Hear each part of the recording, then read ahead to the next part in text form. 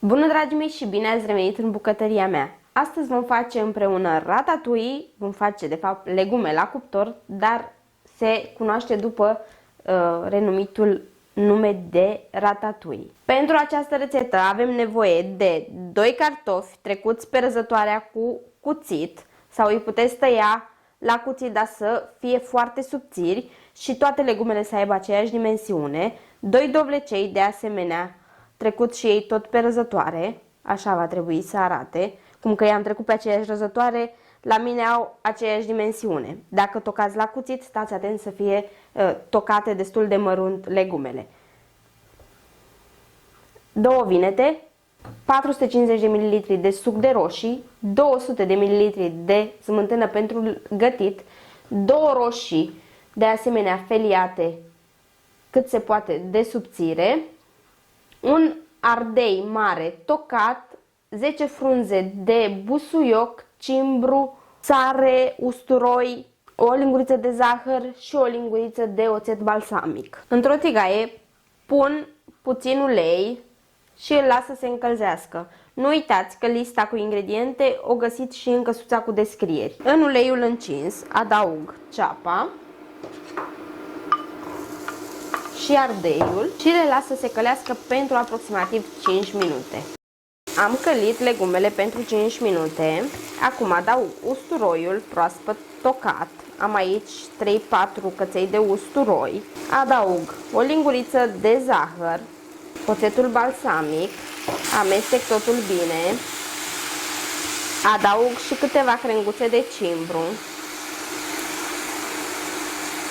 Adaug sucul de roșii și las să fiarbă pentru 5 minute.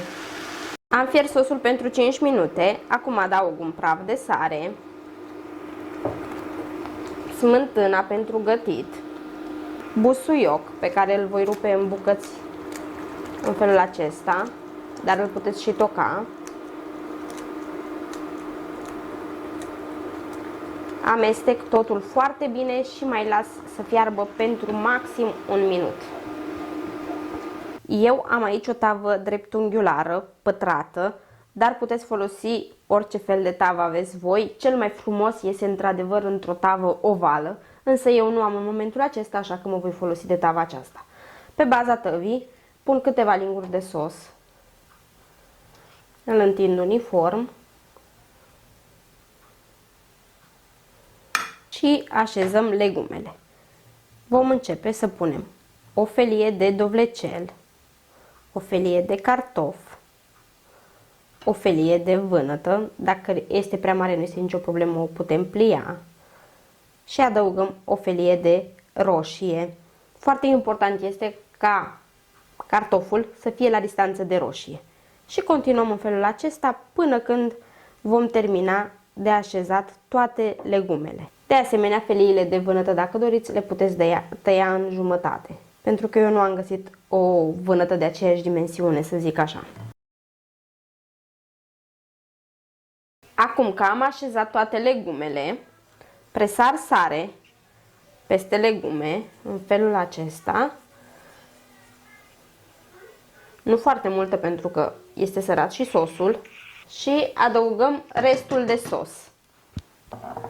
Punem sosul în felul acesta pe margini, cât să nu strice forma legumelor.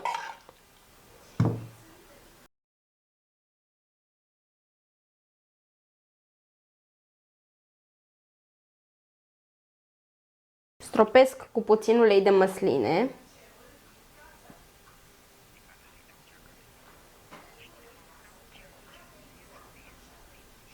Și adaug câteva crenguțe de cimbru.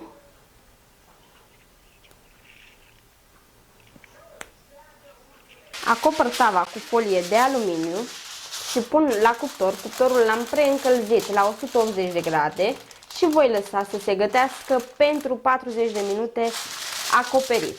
După 40 de minute iau folia și las să se rumenească legumele pentru aproximativ 10-15 minute. Dragii mei, numai ce am scos ratatouille din cuptor și arată minunat, credeți-mă că miroase și mega bine. Este cea mai reușită rețetă de ratatouille din toate cele încercate de mine și credeți-mă că au fost suficient de multe. Dragii mei, așa pregătesc eu ratatouille, sper să vă placă și această rețetă, să o încercați și voi pentru că este minunată. Dacă ați încercat-o, aștept părerile în comentarii pentru că vreau să știu cum vi se pare. Eu vă pup, vă îmbrățișez cu mare, mare drag și aștept să ne vedem data viitoare cu noi rețete. Pa, pa!